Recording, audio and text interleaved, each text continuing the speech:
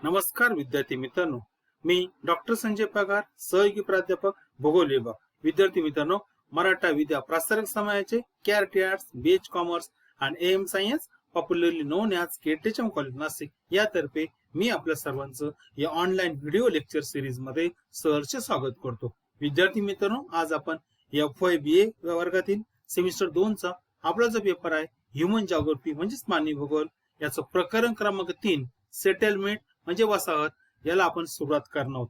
विद्यार्थी मित्रांनो, हे प्रकरण अत्यंत महत्वाचं आहे. याच्यातील पहिला जो घटक आहे टाइप ऑफ रुरल सेटलमेंट म्हणजेच ग्रामीण वस्ती ज्या आहेत ग्रामीण वस्तीचे प्रकार या संदर्भात आपण यात चर्चा करणार. विद्यार्थी मित्रांनो, आपला जो मानवी भूगोल हा जो विषय आहे याचं जे प्रकरण आपण आज सुरू केलेलं आहे वसाहत किंवा आपण सेटलमेंट म्हणूया, याच्यामध्ये 4 प्रमुख घटक आहेत. सुरुवातीला त्या घटकांची नावं आपण समजून घेऊया, नंतर यातील पहिला घटक जो आहे त्याला सुरुवात करूया. पहिला घटक आहे 3.1 म्हणजेच ग्रामीण वसाहतीचे प्रकार व प्रारूपे. अत्यंत महत्वाचा घटक आहे. म्हणजे याच्यामध्ये आपण टाइप ऑफ रुरल सेटलमेंट आणि पॅटर्न ऑफ रुरल सेटलमेंट हे 2 घटक आपण बघणार आहोत. याच्यानंतर दुसरा महत्वाचा घटक आहे भारतातील नागरीकरण, त्याला आपण शहरीकरण असं म्हणतो. हाही अत्यंत महत्वाचा घटक आहे. त्याच्यानंतर आहे महाराष्ट्रातील नागरीकरण. हे जे 3 घटक आहेत या 3 घटकावर तसं बघितलं तर पहिल्या घटकामध्ये 2 उपघटक आहेत. म्हणजे 4 घटकावर आपण येत्या जवळपास एक 7-8 लेक्चर मध्ये हे प्रकरण पूर्ण करणार आहोत. पण विद्यार्थी मित्रांनो, या ठिकाणी मी एक आपल्याला सूचना देऊ इच्छितो की आपण जे यापूर्वी 2 प्रकरण सुरू केले आहेत, ज्या वेळेला आपण कोणती प्रत्येक प्रकरणामधले लेक्चर बघाल त्यावेळेला ते लेक्चर कंटिन्यू क्रमवारी बघणं त्या ठिकाणी गरजेचं आहे. जर तुम्ही त्यामध्ये एक जरी लेक्चर मिस केलं किंवा ऐकलं नाही तर मला वाटतं पुढच्या लेक्चरची लिंक तुम्हाला लागणार नाही. आणि म्हणून याचं सातत्य ठेवण्यासाठी, कारण प्रत्येक पुढचा घटक हा मागच्या घटकावर आधारित असतो, म्हणून तुम्ही प्रकरण 1 असेल, प्रकरण 2 असेल किंवा याही प्रकरणामध्ये ज्या वेळेला तुम्ही व्याख्यान ऑनलाईन ऐकाल त्यावेळेला विद्यार्थी मित्रांनो प्रत्येक वेळेला त्या लेक्चरचा सिक्वेन्स लक्षात घ्यायचंय, तो टॉपिक लक्षात घ्यायचंय. कारण बरेचसे टॉपिक आपण भाग क्रमांक 1, 2, 3, 4 अशा प्रकारे वेगवेगळ्या भागात पूर्ण केले आहेत. त्याच्यामुळे ते संपूर्ण भाग आपण क्रमवारी ऐकणं गरजेचं आहे. चला तर विद्यार्थी मित्रांनो, आज आपण हे जे प्रकरण आहे याच्यातला पहिला जो भाग आहे त्यावर आपण चर्चा करणार आहोत. ग्रामीण वस्तीचे किंवा वसाहतीचे प्रकार याचा भाग क्रमांक 1 बघणार आहोत आणि हे आपण क्रमवारी येत्या 2-3 तासामध्ये पूर्ण करणार आहोत. विद्यार्थी मित्रांनो, आपल्याला सर्वांना माहिती आहे वस्ती म्हणजे मानवी गरजांची पूर्तता करणारे स्थळ व काळ सापेक्ष क्षेत्रीय व्यवस्था आहे. पर्यावरणाची समरस होण्यासाठी मानवाने टाकलेले हे सर्वात महत्वाचं पाऊल म्हणजे वस्ती किंवा वसाहत आहे. आणि विद्यार्थी मित्रांनो, आपल्याला माहिती आहे की अश्मयुगीन काळापासून मानवाने वस्तीचा त्या ठिकाणी हळूहळू शोध लावला आणि त्याचा संपूर्ण अभ्यास या वस्ती भूगोलामध्ये केला जातो. आणि वस्ती भूगोल हा मानवी भूगोलाची एक अत्यंत महत्वाची शाखा आहे. आपल्याला माहिती आहे भूगोलाच्या 2 शाखा आहेत, एक प्राकृतिक भूगोल, दुसरे मानवी भूगोल. आणि मानवी भूगोलामध्ये वेगवेगळ्या प्रकारच्या शाखा आहेत, त्याच्यामध्ये वस्ती भूगोल ही अत्यंत महत्वाची शाखा आहे. आणि यामध्ये मानवी वस्ती हे केंद्र मानून त्या ठिकाणी या विषयाचा अभ्यास केला जातो. विद्यार्थी मित्रांनो, मानवाच्या अन्न, वस्त्र, निवारा या मूलभूत गरजा आहे आपल्याला माहिती आहे. त्यातील निवारा किंवा वसाहत ही अत्यंत महत्वाची गरज आहे. कारण आपल्याला माहिती असेल की ही गरज पूर्ण करण्यासाठी मानवाने पार अश्मयुग काळापासून आजपर्यंत सतत वेगवेगळ्या प्रकारचे तंत्र वापरले आहे. त्याच्यामध्ये चांगल्या प्रकारे त्यांनी सुधारणा केलेल्या आहेत. आणि मग मला वाटतं विद्यार्थी मित्रांनो, ज्या वेळेला आपण वस्ती भूगोल असं म्हणतो त्यावेळेला या वसाहतीचा, या वस्तीचा भौगोलिक दृष्टिकोनातून अभ्यास प्रामुख्याने वस्ती भूगोलामध्ये केला जातो. म्हणून विद्यार्थी मित्रांनो, वस्ती भूगोलामध्ये मानवी वसाहत हा अत्यंत महत्वाचा अभ्यासाचा घटक आहे आणि याचा सविस्तर अभ्यास या शाखेमध्ये केला जातो. आणि जसजशी मानवाची प्रगती झाली तसतशी वस्तीचं त्या ठिकाणी वसाहत बांधण्याची कला असेल, त्या ठिकाणी वस्तीला वापरण्यासाठी वेगवेगळ्या प्रकारचे तंत्रज्ञान असेल, वस्तू असेल, याच्यामध्ये सुद्धा सुधारणा झाली. आणि त्यामुळं काळाच्या ओघामध्ये मानवी भूगोलाची ही जी शाखा आहे वस्ती भूगोल याच्यामध्ये सुद्धा मोठ्या प्रमाणामध्ये त्याची व्यापकता वाढली. आता विद्यार्थी मित्रांनो, सुरुवातीला आपण वसाहत भूगोल म्हणजे काय याची सहज व्याख्या आपण बघूया. तसं बघितलं तर आपण ज्या वेळेला मानवी भूगोलाची शाखा बघितल्या त्यावेळेला आपण या विषयाची अल्प परिचय करून घेतलेला आहे. पण या ठिकाणी एक संदर्भ म्हणून परत एकदा मी तुम्हाला वस्ती भूगोलाची व्याख्या सांगतो आणि नंतर आपण हा विषय कंटिन्यू करूया. काय आहे वस्ती भूगोलाची व्याख्या? वसाहत भूगोल म्हणजे वसाहती निर्मितीचे भौगोलिक घटक, वस्त्यांचे प्रकार, त्यांची कार्य रचना या सर्वांचा ज्या वेळेला आपण भौगोलिक दृष्टिकोनातून अभ्यास करतो तेव्हा त्याला आपण वस्ती भूगोल असं म्हणतात. म्हणून हे अत्यंत महत्वाचं घटक आहे. म्हणजे याचा अर्थ भौगोलिक दृष्टिकोनातून आपण ज्या वसाहती आहे त्या वसाहतीचा अभ्यास करत असतो. विद्यार्थी मित्रांनो, आता याच्यामध्ये वसाहत कशाला म्हणायचं याची आपण एक सर्व जगप्रसिद्ध अशी व्याख्या आहे, डिकिन्सन यांनी दिलेली व्याख्या आहे, ही ग्राह्य मांडते. कारण सेटलमेंट जॉग्राफीचा अत्यंत सविस्तर एक संदर्भ ग्रंथ म्हणून डिकिन्सन यांनी लिहिला आणि त्या पुस्तक म्हणजे व्याख्या दिली, तिचं त्या ठिकाणी मराठीत भाषांतर मी आपल्याला सांगतो. काय आहे वसाहत म्हणजे, किंवा वसाहतीला आदिवास असंही म्हणतात विद्यार्थी मित्रांनो. शेतवाड्या, ग्रहसमूह, नगर इत्यादी मानवी समाजास आवश्यक असलेल्या सामाजिक भौगोलिक गोष्टीची क्षेत्रीय व्यवस्था म्हणजे वस्ती किंवा आदिवास होय. बघा या व्याख्यामध्ये जे आपल्याला अपेक्षित आहे ते सर्व आलेलं आहे की शेतवाड्या, ग्रहसमूह, नगर इत्यादी मानवी समाजास आवश्यक असलेल्या सामाजिक भौगोलिक गोष्टीची क्षेत्रीय व्यवस्था म्हणजे वस्ती किंवा वसाहत होय, ज्याला आपण आदिवास असं म्हणतो. म्हणून विद्यार्थी मित्रांनो, या व्याख्येमध्ये आणखी एक त्या ठिकाणी या व्याख्येचं जर आपण वैशिष्ट्य बघितलं, यामध्ये एक ही सामाजिक गरज आहे. वसाहत ही एक वैयक्तिक गरज आहे, पण त्याचप्रमाणे ती सामाजिक गरज आहे.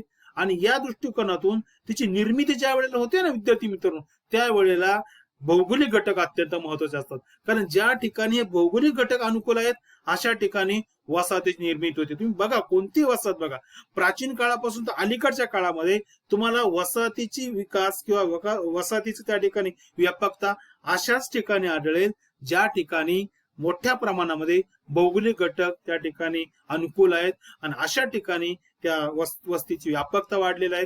वसाहतीचं कार्य आपल्याला व्यापक दिसतं. या उलट ज्या ठिकाणी भौगोलिक घटक प्रतिकूल आहेत, अनुकूल नाहीत, अशा ठिकाणी वसाहतीची वाढ आणि विकास यावर मर्यादा येतात. म्हणून या ठिकाणी ही गोष्ट खूप महत्वाची गोष्ट आहे की वसाहतीची ती निर्मिती होती, ती वैयक्तिक तर गरज आहेच, एक सामाजिक गरज आहे. आणि या ठिकाणी भौगोलिक घटक, ते क्षेत्र भौगोलिक घटक, या ठिकाणी ती व्यवस्था तयार केली जाते मानवाद्वारे.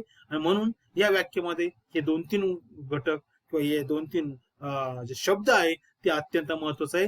त्याशिवाय ही व्याख्या परिपूर्ण होणार नाही. परत एकदा मी व्याख्या वाचतोय. त्या ठिकाणी डिकिन्सन यांनी काय सांगितलं वसाहत किंवा आदिवासी व्याख्या, शेतवाड्या, ग्रहसमूह, नगर इत्यादी मानवी समाजात आवश्यक असलेल्या सामाजिक भौगोलिक गोष्टींची क्षेत्रीय व्यवस्था म्हणजे वस्ती किंवा आदिवास होय. तर अशा प्रकारे या व्याख्येतून आपल्याला वसाहत म्हणजे काय याची आयडिया येते. आता विद्यार्थी मित्रांनो, सुरुवातीच्या काळामध्ये थोडक्यात आपण ग्रामीण वस्तीचे प्रकार बघणारच आहोत. सुरुवातीला एक थोडासा धावता आढावा आपण या सुरुवातीच्या काळामध्ये वसाहतीचं स्वरूप कसं होतं आणि ते अलीकडच्या काळामध्ये कशा प्रकारे बदलत गेलं याचा थोडासा आढावा आपण घेऊया. विद्यार्थी मित्रांनो, तुम्हाला माहिती आहे की मानवाच्या प्राथमिक अवस्थेमध्ये ज्या वेळेला आपण अश्मयुगात राहत होतो त्यावेळेला मानवाची उत्क्रांती झाल्यानंतर अनेक वर्ष आपण जे जीवन जगलो ते आपण रानावनामध्ये जंगल किंवा अरण्यामध्ये घेतलं.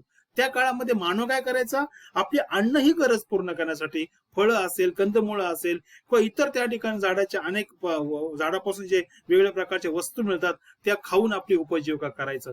आणि विद्यार्थी मित्रांनो, त्या ठिकाणी प्राण्यांची शिकार करायचा. त्यासाठीची हत्यारं वापरायची, ती दगडापासून तयार केलेली अत्यंत प्राथमिक स्वरूपाची हत्यारं वापरायची त्या ठिकाणी. म्हणजे त्याच्यामध्ये मासेमारी करणे असेल, शिकार करणे असेल, किंबहुना शेती व्यवसाय करायला सुरुवात जरी केली ना, त्यावेळेला सुद्धा मानवाने आपले उपजीविका करताना, शेती करत असताना या प्राथमिक स्वरूपांचा हत्यारांचा वापर केला. विद्यार्थी मित्रांनो, नंतरच्या काळामध्ये, सुरुवातीच्या काळामध्ये माणूस गुहेमध्ये राहत होता, पण नंतरच्या काळामध्ये त्याला गुहेमध्ये राहताना अनेक प्रकारच्या अडचणी आल्या. म्हणून विशेषतः विद्यार्थी मित्रांनो, आपल्याला वसाहतीची गरज का निर्माण झाली, कशामुळे आपण वस्ती करायला सुरुवात केली, त्याचं प्रमुख कारण म्हणजे ज्या वेगवेगळ्या प्रकारच्या नैसर्गिक आपत्ती असेल, त्याच्यामध्ये मुसळधार पाऊस असेल, वादळ असेल, विजा चमकणे असेल किंवा अशा प्रकारच्या एक नैसर्गिक आपत्ती असायच्या. हिंस्र प्राणी जे आहे त्यांच्या पण संरक्षण आपल्याला माहिती आहे, सुरुवातीच्या काळामध्ये मुळातच माणूस हा अरण्यामध्ये राहत होता. त्यामुळे हिंस्र प्राणी असेल, वाघ असेल, सिंह असेल किंवा इतर त्या वर्गीय प्राणी असेल, यांच्यापासून संरक्षण मिळण्यासाठी त्या काळात सुद्धा वेगवेगळ्या प्रकारच्या लहान मोठ्या टोळ्या आजूबाजूला राहत होत्या. त्यांच्यामध्ये सुद्धा संघर्ष होत होता. एकमेकाच्या याच्या वेगवेगळ्या टोळ्या आहेत, त्या प्रत्येक टोळी आपलं संरक्षण करण्यासाठी एका प्रकारचं एक निवारा शोधत होती. या अनेक कारणामुळे मानवाला त्या काळापासून आपल्याला सुरक्षित जागा शोधण्याची गरज निर्माण झाली आणि त्याच्यातूनच विद्यार्थी मित्रांनो पुढच्या काळामध्ये वसाहत निर्माण झाली. आणि म्हणून मी सांगितलं सुरुवातीच्या काळामध्ये आपण फक्त आणि फक्त माणूस हा ज्या ठिकाणी गुहा आहे, ज्या ठिकाणी कुठंतरी आडोस आहे, अशा ठिकाणी त्या ठिकाणी राहायचा. पण नंतरच्या काळामध्ये त्याच्या थोडं ज्ञान आहे, त्याच्यामध्ये सुधारणा झाली. सुरुवातीला जो गुहेत राहत होता त्याच्यामध्ये सुधारणा झाली आणि नंतरच्या काळामध्ये माणूस हा प्राथमिक स्वरूपाचं ग्रह रचना किंवा ज्याला आपण वसाहत म्हणू अशा प्रकारच्या निर्मितीला त्यांनी सुरुवात केली. सुरुवातीला बघितलं तर ज्या वेळेला लहान लहान ज्या टोळ्या होतात, जे गट होते, ते गट एकत्र येऊन एखाद्या अरण्यामध्ये किंवा ज्या ठिकाणी भौगोलिक परिस्थिती अनुकूल असेल, आपल्या गरजा पूर्ण होतील अशा ठिकाणी एकत्रित राहू लागले. जर आपण बघितलं सुरुवातीच्या काळामध्ये, म्हणजे मी सांगतोय तुम्हाला इसवी सन पूर्व 9000 ते 4000 वर्षाच्या दरम्यान त्या काळामध्ये माणूस या वसाहती बांधण्यासाठी, वस्ती बांधण्यासाठी वेगवेगळ्या प्रकारचे त्या ठिकाणी वस्तूंचा वापर करत होता. म्हणजे हे कशावरून सिद्ध झालं की आपल्याला जे अनेक ठिकाणी पुरावे मिळाले, त्या पुराव्यामध्ये त्या काळामध्ये खाली म्हणजे जमिनीच्या खाली ज्या ठिकाणी ज्या अनेक प्रकारच्या नैसर्गिक आपत्ती असेल किंवा ज्या घडामोडी घडल्या त्या काळामध्ये जुन्या वसाहती बऱ्याच प्रमाणामध्ये जमिनीच्या खाली गाडल्या गेल्या होत्या. ज्यावेळी आपण खनन केलं त्यावेळेला याच्यातील काही पुरावे आपल्याला मिळाले. त्याहून असं सिद्ध होतं विद्यार्थी मित्रांनो की सुरुवातीच्या काळामध्ये माणूस आपल्या झोपड्या टाईपच्या वसाहती होत्या, त्यासाठी माती असेल, पालापाचोळा असेल, अरण्यातील लाकडं असेल याचा वापर करायचा. आपल्या घराजवळच तो गोठे बांधत होता जनावरच, कारण नंतर आपल्याला माहिती शेतीची कला अवगत झाली, पशुपालन व्यवसाय सुरू झाला, पशूंचं त्या ठिकाणी पालन सुरू केलं आणि म्हणून आपल्याच घराजवळ ते गायीचा किंवा इतर प्राण्यांचे गोठे बांधू लागले. हे संपूर्णपणे आपल्याला जे पुरावे मिळाले त्याच्यातून सिद्ध होत. म्हणजे याचा अर्थ गुहेच्या नंतर मानवानं जे आपलं जीवन सुरू केलं, वसाहती ज्या तयार केल्या, त्यामध्ये झोपडी वजा घर हे याचं प्रमाण जास्त होतं. नंतरच्या काळामध्ये जसजसा मानवाचा विकास झाला विद्यार्थी मित्रांनो, म्हणजे इसवी सन पूर्व 4000 पर्यंत मानवाने अनेक प्रकारच्या ज्या वेगवेगळ्या प्रकारच्या वसाहतीमध्ये बदल होत गेले. त्याच्यामध्ये सर्वात महत्वाचा बदल की नंतरच्या काळामध्ये असं दिसून आलं की मानवाने नियोजनबद्ध वसाहती स्थापन करायचा प्रयत्न त्या काळात केला. कारण तशा प्रकारचे आपल्याला पुरावे मिळाले. तैग्रीस असेल, युफ्रेटिस असेल, या नद्यांच्या खोऱ्यामध्ये जी मेसोपोटेमिया ही जी संस्कृती निर्माण झाली होती तिच्या पुराव्यावरून असं दिसतं की त्या काळामध्ये अत्यंत नियोजनबद्ध वसाहती त्या काळात मानवाने तयार केल्या होत्या. म्हणून आपल्याला माहिती आहे की जसा काळ पुढे गेला तसतसा विद्यार्थी मित्रांनो मानवाच्या वसाहतीची व्यापकता वाढत गेली. नंतरच्या काळामध्ये एक छोटी वाडी असेल, पाडा असेल, त्यानंतर त्याचं खेड्यात रूपांतर झालं, खेड्याचं शहर झालं, शहराचं नगर झालं, नगराचं महानगर झालं आणि आज आपण बघतोय की अत्यंत मोठमोठी नगरं, शांघाय असेल, मुंबई असेल, न्यूयॉर्क असेल, त्या ठिकाणी टोकियो असेल, कोलकाता असेल, यासारखी महाविशाल नगरं तयार झाली. म्हणून विद्यार्थी मित्रांनो म्हणजे शहर असेल, महानगर असेल, हे तर शहरी वसाहतीचे प्रकार येतात. परंतु मात्र इतर जे आहे म्हणजे खेडा असेल, वाडा असेल, पाडा असेल, त्या ठिकाणी छोटस गाव असेल, हे संपूर्णपणे ग्रामीण वसाहतीचे प्रकार आहे. म्हणून विद्यार्थी मित्रांनो मानवाने जसजशी प्रगती केली, मग त्याच्यामध्ये त्याचे वेगळे जे विज्ञान असेल, तंत्रज्ञान असेल किंवा वेगवेगळ्या प्रकारची अभियांत्रिकी, याच्यामध्ये जी प्रगती झाली त्याचा सहभाग, त्याचं रिफ्लेक्शन आपल्याला मानवाच्या वसाहतीमध्ये दिसतं. विद्यार्थी मित्रांनो आणखी एक गोष्ट त्या ठिकाणी की या ज्या वसाहतीचे प्रकार आहेत ना विद्यार्थी मित्र, ते जगामध्ये सर्वीकडे सारखं नाही.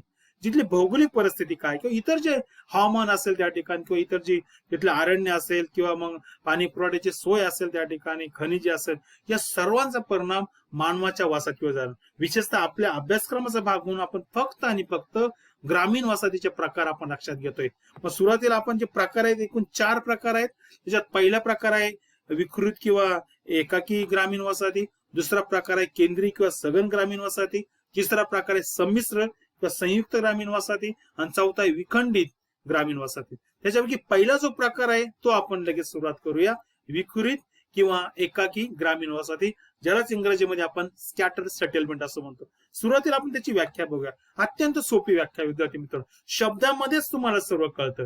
विखुरित याचा अर्थ काय होतो, म्हणजे ज्या वसाहतीमध्ये घरं जी आहेत ती विखरलेल्या स्वरूपात आढळतात, एकमेकांपासून दूर आढळतात, असं आपल्याला शब्दावरून त्याचा अर्थ येतो.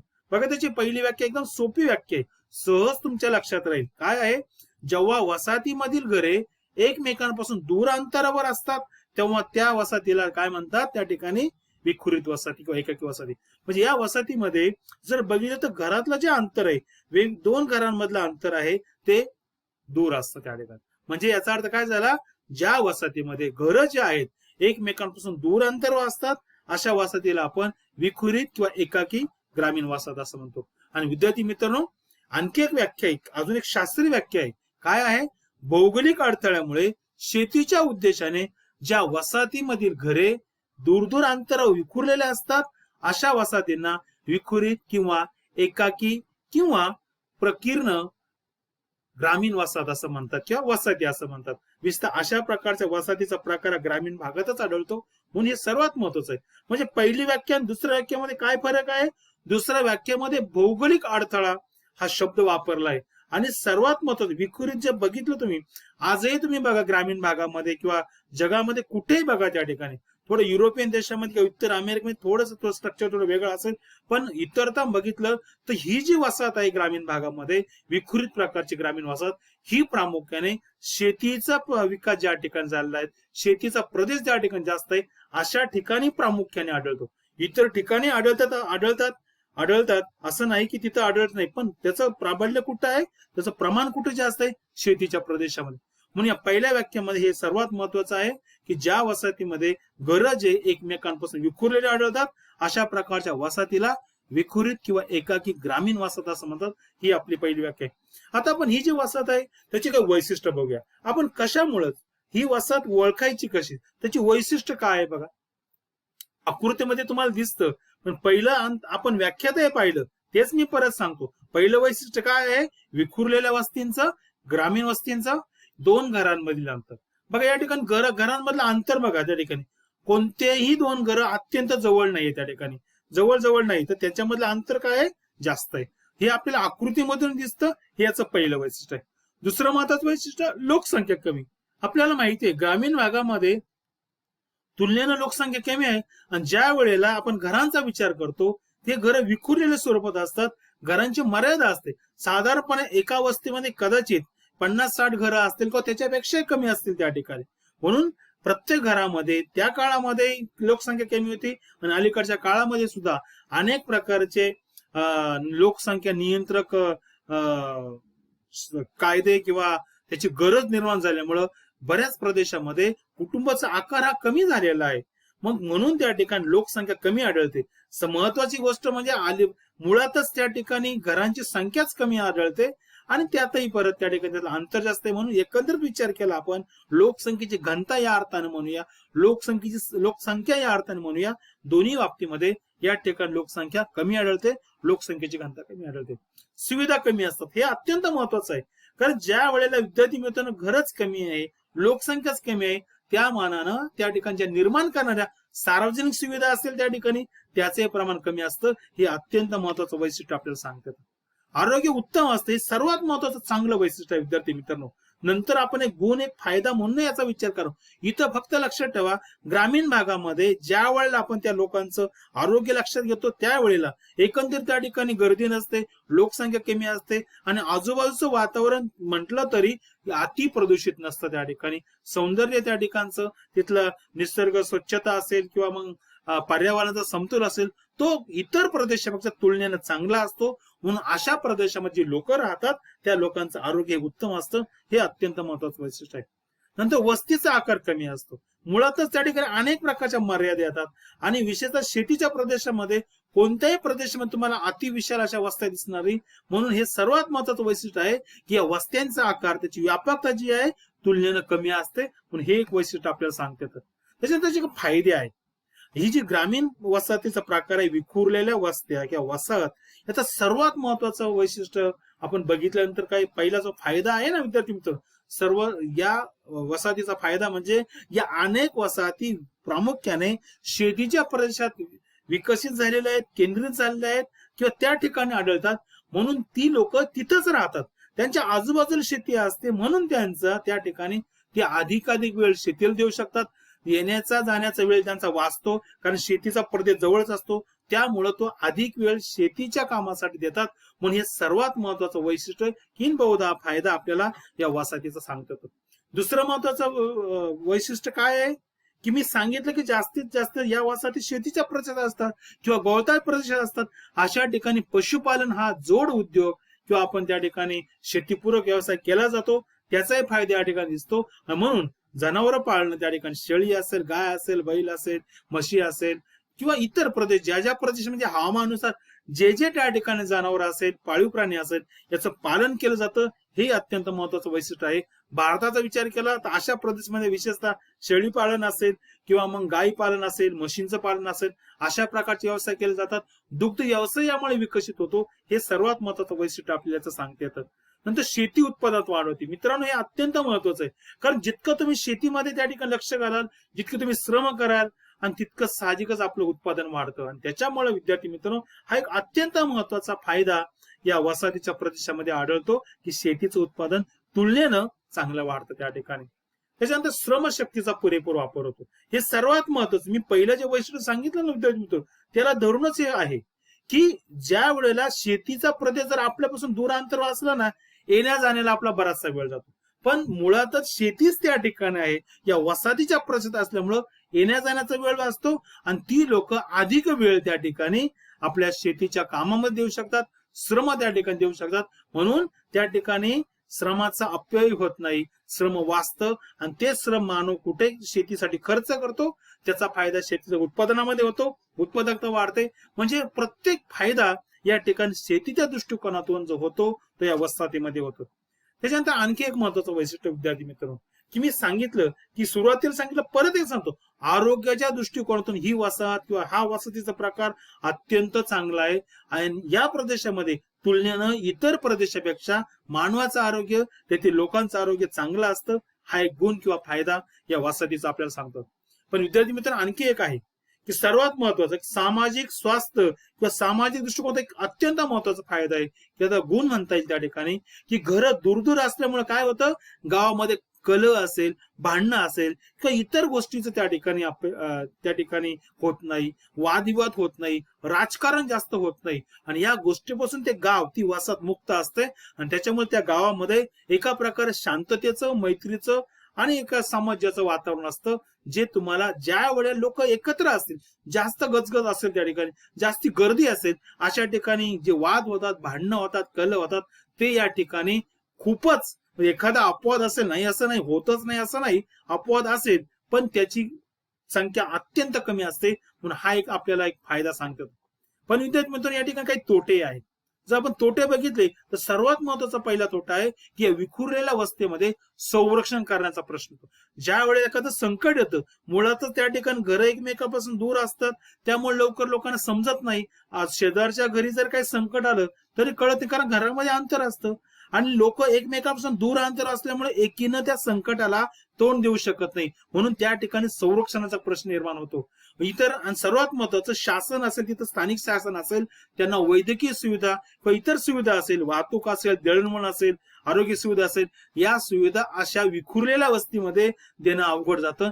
त्याच्यामुळे तुलनेनं त्या ठिकाणी याची घनता किंवा याचं या ठिकाणी याची प्रमाण कमी असतं. हा एक तोटा आहे त्या ठिकाणी. त्याच्यात आणखी एक महत्वाचं की या सर्वात महत्वाचा हा तोटा आहे की त्या लोकांमध्ये सामाजिक एकोपा नसतो, कारण ते एकमेकांपासून दूर अंतर असतात, त्याचा संवाद कमी होतो, संपर्क कमी होतो, त्याच्यामध्ये एकोपा कमी होतो आणि एका प्रकारे हे सामाजिक दृष्टिकोनातून सामाजिक एकतेला, एकात्मतेला त्या ठिकाणी घातक आहे. पण हा एक तोटा त्या ठिकाणी आढळतो, हा दोष त्या वसाहतीमध्ये आढळतो. आणि सर्वात म्हणजे सामुदायिक जीवन जगता येत नाही. आपल्याला माहिती आहे एकाकी जीवन त्या ठिकाणी लोक जगतात, त्याच्यामुळे अनेक प्रकारचं नैराश्य येऊ शकतं. आणि याच्यातून एका प्रकारे हा एक धोका, एक तोटा आपल्याला वसाहतीचा म्हणता येईल. या समाजामध्ये, या वसाहतीमध्ये सामुदायिक जीवन जगता येत नाही, सामाजिक ऐक्य त्यामुळे त्या ठिकाणी कमी निर्माण होतं. जर आपण जगाचा विचार घेतला ना विद्यार्थी मित्रांनो, की जगामध्ये अशा प्रकारचे वस्त्या अनेक ठिकाणी आहेत. म्हणजे कझाकिस्तान असेल, उझबेकिस्तान असेल, अफगाणिस्तान असेल, रशियातील स्टेप्स असेल, संयुक्त संस्थानामधील प्रेरी असेल, दक्षिण आफ्रिकेतील वेल्ड्स असेल, ऑस्ट्रेलियातील डाऊन्स असेल, ही जे गवताळ प्रदेश आहे ना विद्यार्थी मित्रांनो, या सर्वीकडे अशा प्रकारच्या विखुरलेल्या वसाहती आढळतात. या व्यतिरिक्त कॅनडा असेल, सायबेरिया असेल, या ठिकाणी सूचीभर प्रदेश आहे, या ठिकाणी सुद्धा अशा विखुरलेल्या स्वरूपाच्या वस्ती आढळतात त्या ठिकाणी. त्याच्यानंतर मेक्सिको असेल, बोल्व्हिया असेल, ही जी देश आहेत या देशामध्ये सुद्धा अशा प्रकारच्या वसाहती शेतमळ्याच्या प्रदेशामध्ये शेतीच्या प्रदेशात आढळतात. आणि जर भारताचा विचार केला आपण तर उत्तर भारतामध्ये जो हिमालय रांग आहे, जो उंच सकल प्रदेश आहे त्या ठिकाणी, किंवा आपल्या शेजारी नेपाळ आहे, तिथे अशा प्रकारच्या विखुरलेल्या वसाहती असतात. दक्षिण भारतामध्ये किंवा पश्चिम भारतामध्ये बऱ्याच ठिकाणी सह्याद्रीच्या ज्या पर्वतरांगा आहेत, किंवा आसाम मध्ये जे घनदाट अरण्य आहेत, या सर्व ठिकाणी विद्यार्थी मित्रांनो या प्रकारच्या वसाहती आढळतात, की त्या ठिकाणी विखुरलेल्या वसाहती आढळतात. अशा प्रकारे विद्यार्थी मित्रांनो या ठिकाणी ह्या जे विखुरलेल्या वसाहती आहे याची आपल्याला थोडक्यात माहिती सांगता येते. या ठिकाणी आपण थांबूया. पुढच्या तासाला आपण वसाहतीचा दुसरा प्रकार आहे त्यावर आपण त्या ठिकाणी सविस्तर चर्चा करूया. तोपर्यंत मी थांबतो. धन्यवाद.